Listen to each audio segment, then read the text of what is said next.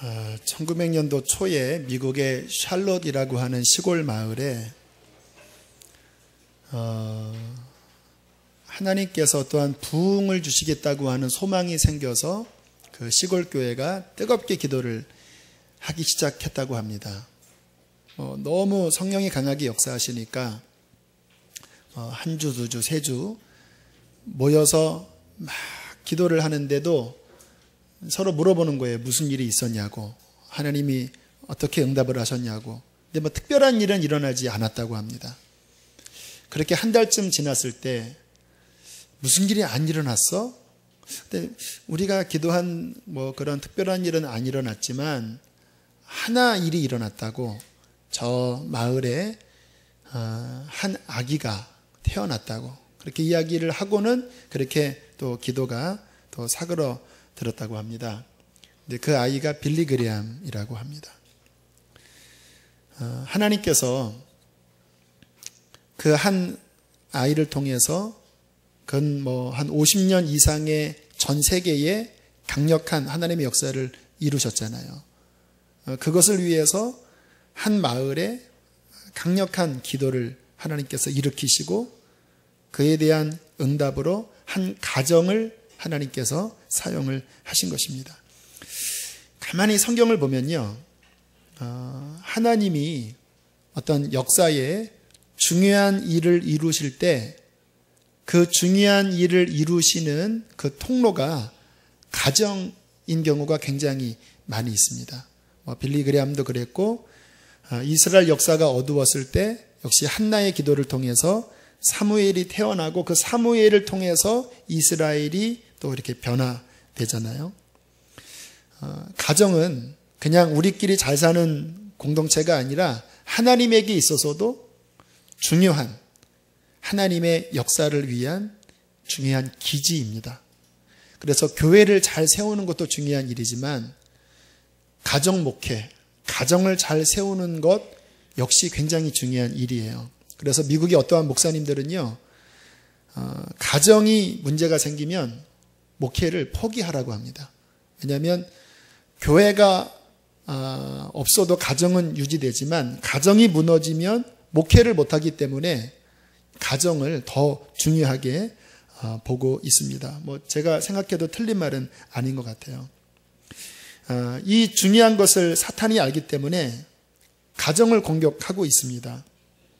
뭐 경제적인 어려움들, 또 외도, 또 어떤 갈등들, 특별히 자녀의 문제를 통해서 요즘처럼 가정이 심각하게 공격받고 있는 때가 그 어느 때보다 더 심한 것 같아요.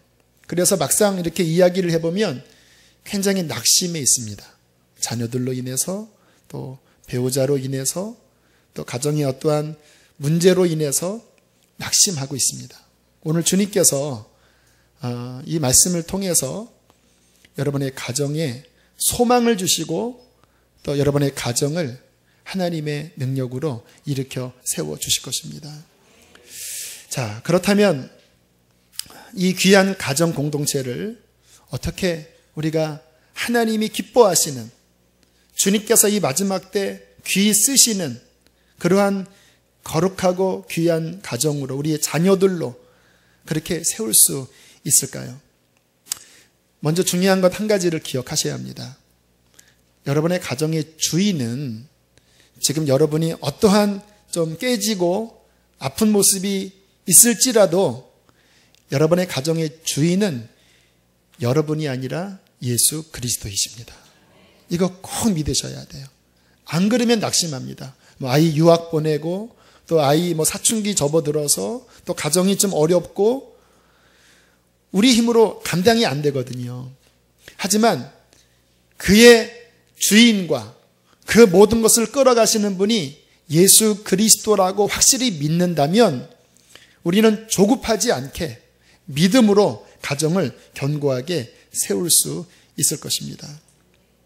자, 이제 우리는 주님과 함께 가정을 세워 나가야 되거든요. 제가 가정을 위해서 말씀을 준비할 때 주님이 자주 주시는 말씀은 뭐냐면요, 이사야서에 있는 말씀인데, 이제 성령을 받은 우리들에게 하시는 약속이 이러한 약속이 있어요. 그들은 오래 황폐하였던 곳을 다시 쌓을 것이며 옛부터 무너진 곳을 다시 일으킬 것이며 황폐한 성읍 곧 대대로 무너져 있던 것들을 중수할 것이다. 주님께서 성령 받은 우리를 통해서 지금 현재 깨지고 망가져 있을지라도 성령 받은 우리를 통해서 주님께서는 대대로 무너졌던 가정의 기초를 그분께서는 우리를 통해서 세우시겠다라는 거예요. 이 말씀을 우리는 붙잡으셔야 합니다. 자, 그러면 어떻게 세우는가?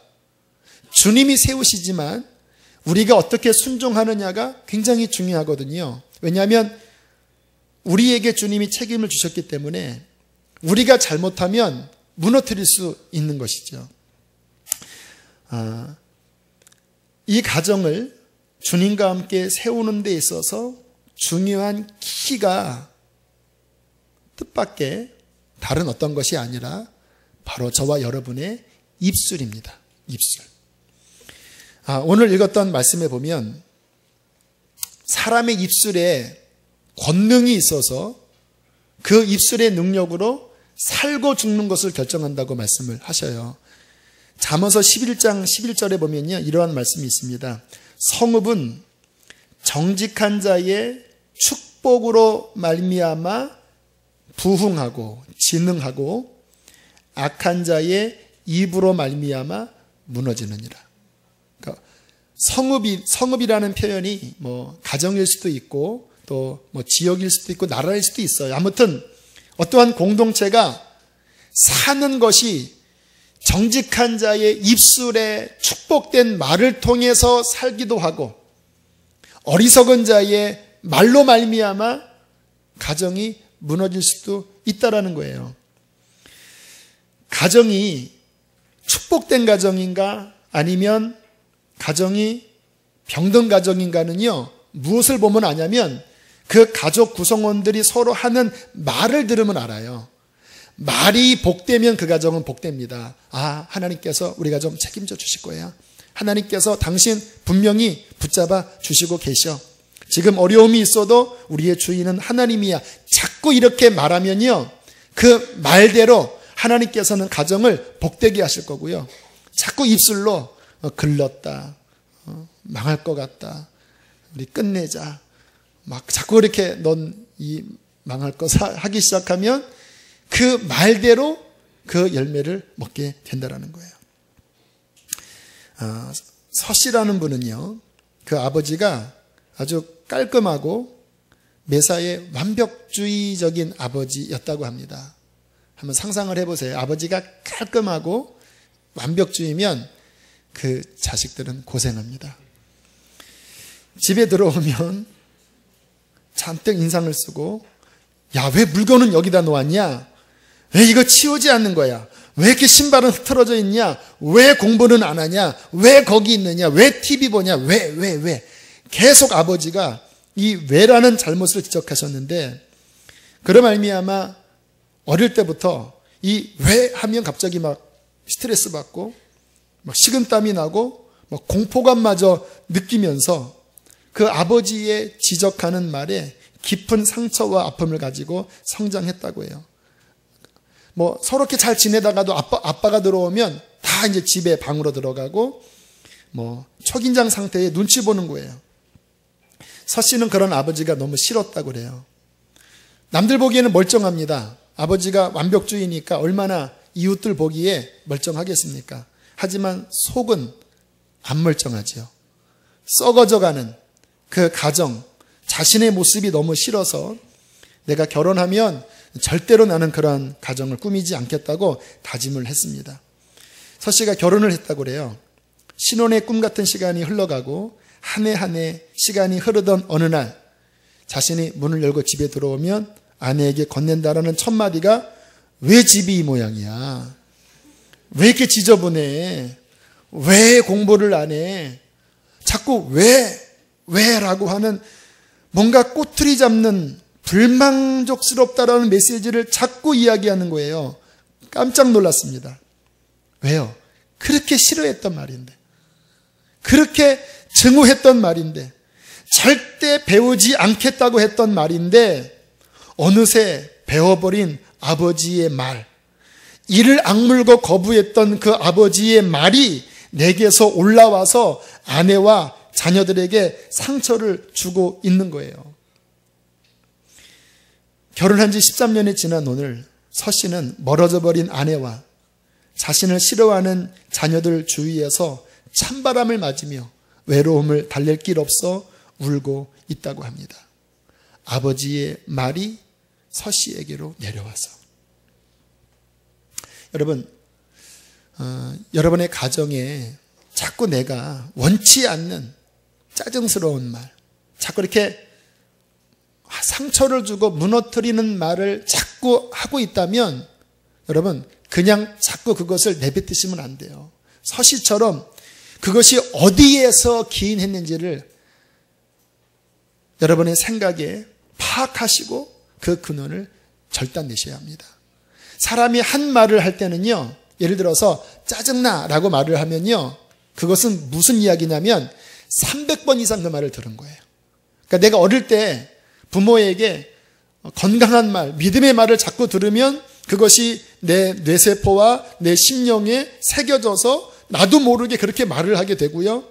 자꾸 서씨처럼 막 지적하는 말, 그런 말을 들으면 그것이 내 머릿속에 새겨져서 그것 때문에 내가 상처받았는데도 자꾸 그런 말을 하는 이 잘못된 악순환의 고리가 연결되는 거예요. 자, 그런데 문제는 뭐냐면 그 나쁜 말이 사람에게 상처를 주는 것으로 끝나는 것이 아니라 오늘 18장 21절 다시 한번 그 느낌으로 18장 21절을 한번 읽어보겠습니다. 시작.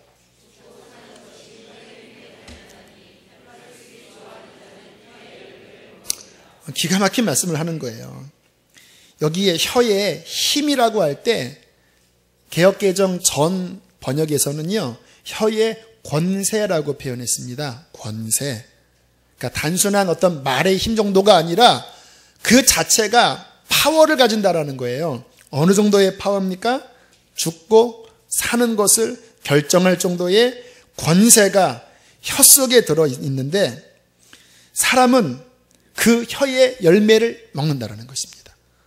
좋은 말을 하든 좋지 않는 말을 하든 사람은 이 혀의 권세로서 자기가 말한 그 말의 열매를 거둔다라는 거예요. 우리나라 속담에 똑같은 말이 있죠. 말이 씨 된다. 말이 씨가 된다. 근래에 철학자들이 언어에 대해서 관심을 갖고 연구하기 시작했습니다. 한 3, 40년 어간부터 있던 것 같아요. 그들이 성경적인 답을 얻었습니다. 말에는 능력이 있다. 이 사람의 뇌가 사람 전체를 지배하는데 이 뇌가 지배받는 가장 그 영향력은 말이라고 그래요. 말의 98% 지배를 받는데요. 행복하다, 감사하다, 할렐루야 하면 이 뇌에서 우리 주인님에게 행복합니다, 감사합니다, 할렐루야 하면서 그러한 호르몬, 그러한 감정, 그러한 어떤 힘을 주고요. 반대로 죽겠다, 짜증난다, 망한다 이렇게 말하기 시작하면 뇌에서 우리 주인님을 그러면 죽이자, 망하게 하자, 힘이 빠지고 여러분 한번 죽겠다고 100번만 해보세요. 그럼 갑자기 힘이 쫙 빠지면서 힘이 사라져 버려요. 그래서 근래에 보면요, 굉장히 말에 관련된 서적들이 많이 나왔습니다. 제가 읽었던 책 가운데 하나에 그런 이야기가 있더라고요. 조금 핀트가 약간 맞지 않지만 그래도 생각해 볼 만한 이야기예요. 사람이 심장을 뛸 때 그 이심음이라고 합니다. 쿵딱 쿵딱 쿵딱 쿵딱. 근데 죽을 때가 되면 이게 삼심음이 들린대요. 드르릉 드르릉 이렇게. 마지막에 시동 꺼질 때 이게 드드드드 하는 것처럼 삼심음이 들린다고 합니다. 근데 이게 이제 듣기가 쉽지 않잖아요. 사람이 죽을 순간이니까. 그 닥터 레빈이라는 의사가 어느 날 어떤 사람이 심장병으로 이제 죽어가는데 딱 청진이 됐더니 삼심음이 들리는 거예요. 그르릉 그르릉. 그러니까 빨리 인턴들을 막 불러서 바로 이 소리다, 들어봐라 했더니 인턴이 들으면서 잘 들립니다. 너무너무 똑똑히 들리는데요. 막 그러면서 다들 막 환호성을 막 지르면서 이거였군요 막 그랬대요. 뭐 의사를 또 훈련시켜야 되니까 어쩔 수 없죠. 그런데 갑자기 그 환자가 갑자기 회복이 되더니 멀쩡해진 거예요. 일주일 만에. 그래서 분명히 이 소리 나면 죽는데 어떻게 살아났는지 궁금해서 기적이네요. 그랬더니 하는 말이, 아니 그때 의사 선생님이 잘 들린다고 그랬잖아요. 제가 이렇게 막 의식을 잃어가는데 잘 들린다고 환호성을 하길래 내가 괜찮구나. 그런 의도는 아닌데 그 말이 믿음이 된 거예요. 잘 들리는구나 하고 그것을 믿을 때 그렇게 했지만 얼어들어도 그 들린 대로 그 말이 그 사람에게 영향을 주더라는 거예요. 그 한국 노랫말 가사 연구회에 보면 그런 조사가 있죠. 가수들이 노래 부른 대로 인생이 그렇게 흘러갔다. 그 가수 윤심덕이 1900년도 초에 레코드 취입하다가 갑자기 그 사의 찬미, 죽음의 찬미라는 노래를 갑자기 넣어달라고 그래서 굉장히 아주 진지하게 노래를 부르고 그리고 그 레코드 취입 끝내고 현해탄 건너오다가 자살했다고 합니다. 가수 양미라는 흑점이라는 노래를 부르고 골수암으로 죽었고요. 배우는 마지막 ip새 부르고 마지막 ip새가 떨어졌고, 김정호는 간다 간다 나는 간다 부르고 84년에 가셨습니다. 그런 보고가 있어요. 왜냐? 한 노래 부르려면 2000번 내지 3000번을 부른대요. 취입할 때 계속 간다 간다 나는 간다 하니까 말에 죽고 사는 권세가 있으니까 말대로 사람이 끌어가는 거죠. 여러분, 성경에 그 비밀을 실은 이야기하고 있습니다. 왜 말이 중요한지. 하나님께서 사람을 일반 피조물과는 확연히 다른 퀄리티를 가지고 지으셨잖아요. 하나님의 형상대로. 그러니까 인간에게는 하나님의 형상이 굉장히 많이 묻어 있습니다. 타락했어도 역시 하나님의 존귀한 형상이 묻어 있어요. 그런데 하나님이 전능하신 분이신데 하나님의 전능한 능력이 발현되는 그 키가 말씀이었습니다. 천지 만물을 지으실 때 다 말씀으로 지으셨어요. 말씀이 영이고 말씀이 능력이에요. 지금도 우주 만물을 하나님께서는 말씀으로 다스리고 계셔요. 빛이 있으라 하시면 빛이 있는 거예요. 그런데 하나님께서 인간을 하나님의 형상대로 지으실 때에 오늘 잠언서 18장의 말씀처럼 똑같은 권능을 입술해 주신 거예요. 그래서 사람이 말을 할 때요, 그 언어 철학자들이나 그런 여러 연구하는 분들이 그 결과물을 보는 거예요. 말이 말로 끝나는 것이 아니라 사람의 뇌를 움직이고 그 말이 씨가 되어서 인생의 결과를 빚고 말이 말한 대로 움직이는 것들을 많은 사람들이 파악하는 이유는 하나님께서 입술의 말씀으로 천지를 움직였듯이 우리도 입술에서 나오는 말들로 모든 것들을 만드는 권능이 우리 안에 있기 때문이에요. 이사야 57장 19절에 보면 입술의 열매를 짓는 나 여호와가 이르노라 라고 할 때 그 입술의 열매를 짓다, 창조하다 라는 그 짓다, 창조하다라는 원어가 바라거든요. 이 바라는 어디에 나오냐면 창세기 1장 1절에 나옵니다. 태초에 하나님이 천지를 무에서 바라 창조하시니라. 입술의 열매를 짓는 바라 창조하시는 여호와가 가라사대. 그러니까 우리가 말할 때 천지가 창조되듯이 우리의 말한 것이 그렇게 하나님의 능력으로 창조되는 놀라운 역사가 일어나는 것입니다. 농담 삼아 그런 얘기 있죠. 우리나라가 왜 이렇게 잘 살게 되었는가? 옛날 못 살던 시절에 하도 노란 코를 흘리니까 우리 엄마가 그 수건대고 흥해, 흥 하다가 나라가 흥했다라고 하는 믿지 못할 이야기가 있습니다.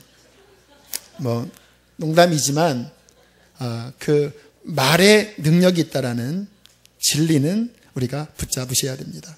자, 그렇다면 어떻게 이제 답이 주어진 거예요. 성읍은 정직한 자의 축복된 말로 말미암아 진흥하거니와 어리석은 자의 말로 무너진다. 우리가 가정에서 지금 모습이 어떻든지 상관없이 우리 자녀들을 대하면서 우리 부모에게, 배우자에게, 모든 구성원 안에 우리의 입술을 어떻게 사용하느냐에 따라서 하나님은 입술의 말을 봐라 창조하실 것입니다. 여러분의 말이 말로 끝나는 것이 아니라 하나님께서 말대로 이루게 하실 것입니다. 주님도 그러셨잖아요. 이 산이 들리어 바다에 빠지우라 하고 그 말한 것이 이룰 줄 믿고 마음에 의심치 아니하면 말한 그대로 되리라. 믿으셔야 합니다. 우리 입술을 이제 어떻게 사용할지를 우리가 지혜를 가지셔야 되는데요. 먼저는요, 우리 아까 서시처럼 우리 안에 사탄이 그 원리를 알기 때문에 자꾸 이 잘못된 이 말을 이 문화 안에 자꾸 심어줘요. 아이들이요, 욕을 해대기 시작하는데 거의 한 30초마다 한 번씩 욕한대요, 아이들이. 뭐 공부 잘하는 애, 못하는 애 상관없이 이 입에 욕이 뱉대요. 사단의 역사입니다. 왜? 말로 망가뜨리려고.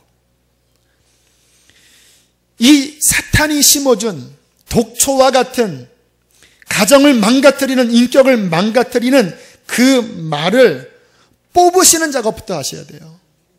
그것이 습관이라고 자꾸 말하면 말대로 됩니다. 지난번에 예화 드렸잖아요. 우리 이성미 개구우먼, 그 자녀들에게 말할 수 없는 욕을 했는데 어느 날 주님께서 이성미 집사에게 그러시더래요.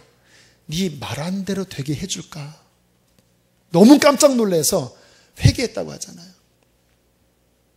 감자탕 교회로 유명한 광염교회 조연산 목사님이 이 말에 관한 책도 쓰시고 특강도 하셨는데 그러한 간증을 하시더라고요.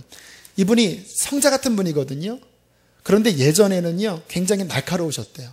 그래서 뭐 자녀들에게 또 우리 뭐 배우자에게 또 목회하면서 늘 이렇게 사람이 머리가 좋고 판단력이 빠르면 안 좋은 점이요, 너무 현실을 날카롭게 지적하면서 비판을 잘해요.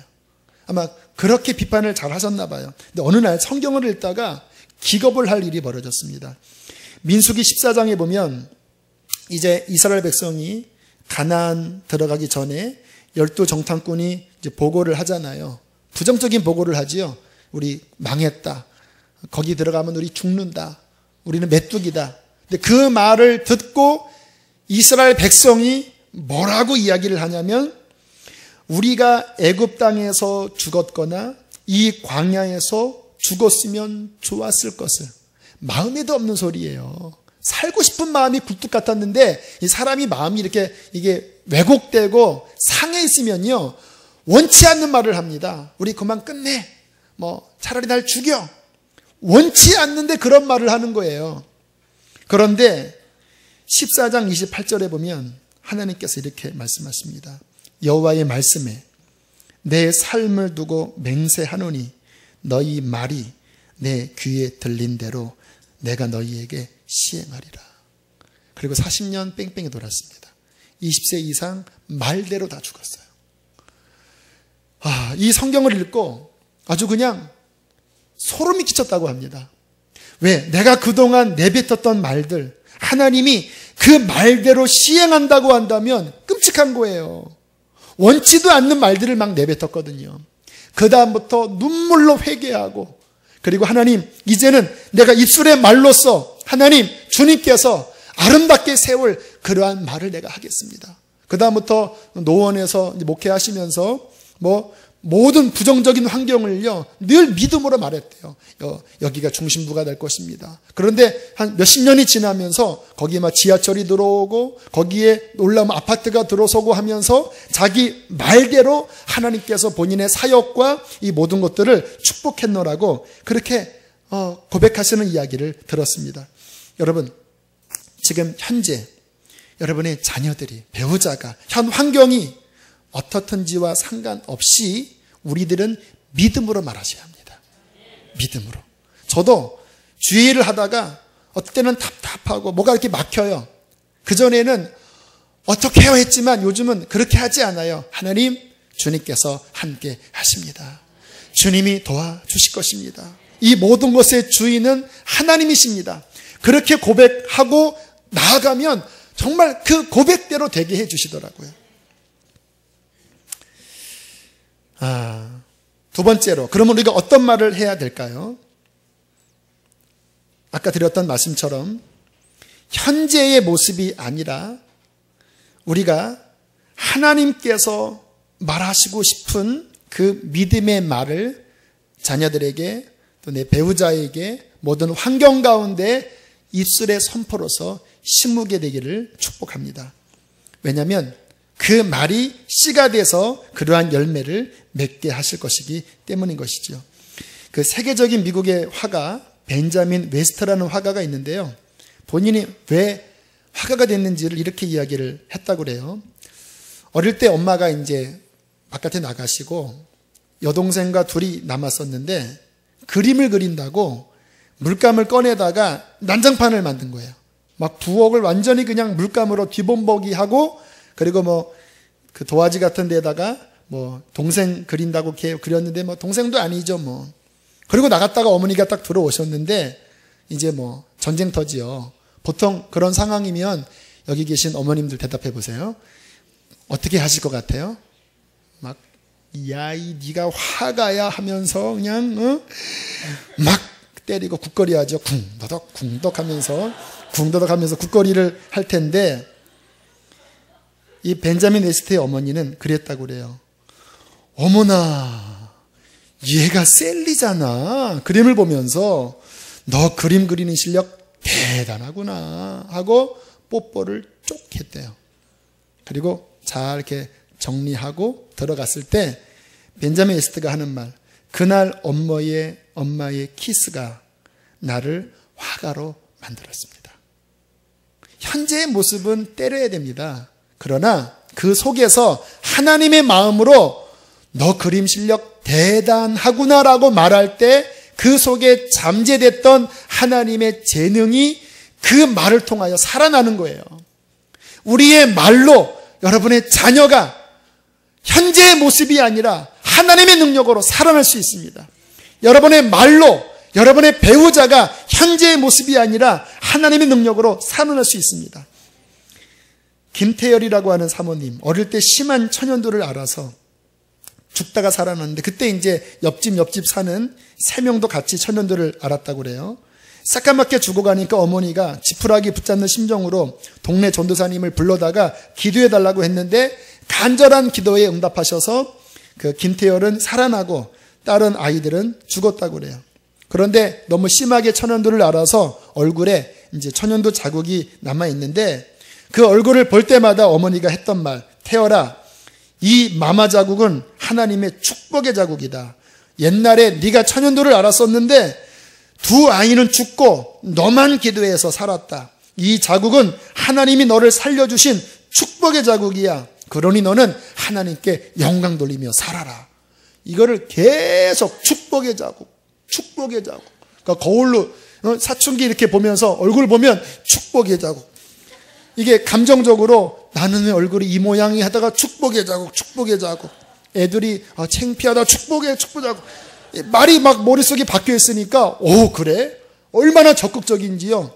막 하나님 앞에 막 유학 보내달라고 해서 억지로 유학하고, 유학 가서 괜찮은 놈 하나 만나서 막 대시했는데, 처음에는 막 싫다고 했는데 얼마나 적극적인지 대시해서 목사님이랑 결혼해서 지금 뉴욕 한인교회 큰 교회, 지금은 은퇴하셨을 것 같아요.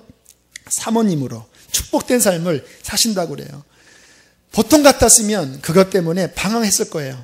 그러나 어머니의 말, 현재의 모습을 믿음의 언어로 하나님의 말씀으로 선포했을 때에 한 사람의 인생을 그 말로써 봐라, 축복된 것으로 창조하셨다는 것입니다. 오늘 주님께서 이 가정에 관하여 말씀을 전하게 하신 이유는요, 지금 너무나 많이 공격받고 있습니다. 자녀들이, 배우자가, 여러분 자신이. 그런 말미암아 너무나 아파하는 가정이 많이 있습니다. 그러나 포기하지 마시길 바랍니다. 지금 어떠한 모습일지라도 하나님께서 그의 주인이십니다. 주께서 무너진 곳을 중수하기를 원하십니다. 무엇으로? 여러분의 입술의 말로, 정직한 자의 축원으로 말미암아 그 성읍을 진흥시키기를 원하시는 것입니다. 두려움 있는 분이 계시죠. 자녀 때문에 유학 보내고 또 자녀 걱정하고, 여러분, 두려워하지 마십시오. 믿음으로 하나님의 말씀을 선포하십시오. 그리할 때에 하나님께서는 여러분의 입술의 열매를 사는 것으로 맺게 해 주실 것입니다. 이 시간 한 영상을 보고 말씀을 마무리하고 기도하려고 합니다. 아마 보셨을 거예요. 그 리겐 덱이라고 하는 부자 이야기입니다.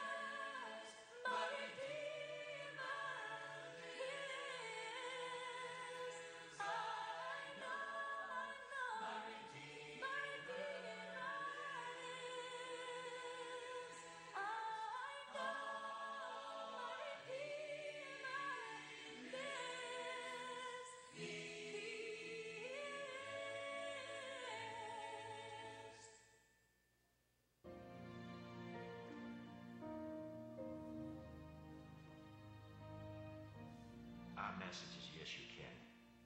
You can do anything you want to do as long as you make up your mind. You can do it.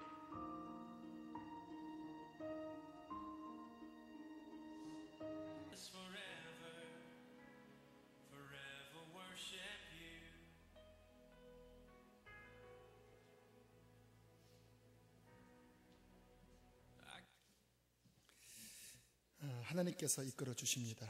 하나님께서 돌보십니다. 아버지가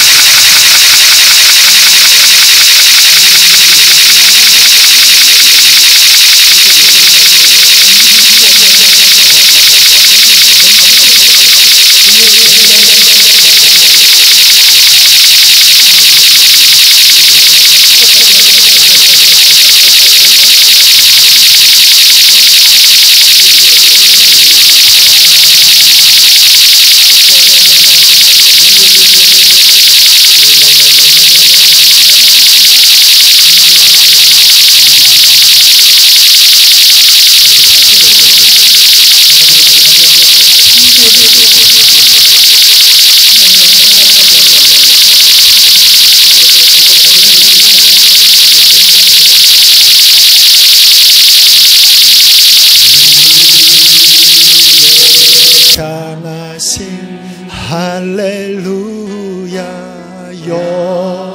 여호와의 인자하 크고 크도다 크고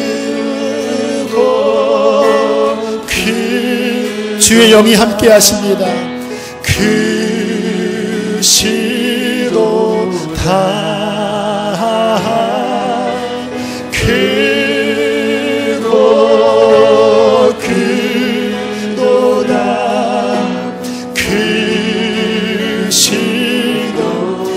우리에게 향하신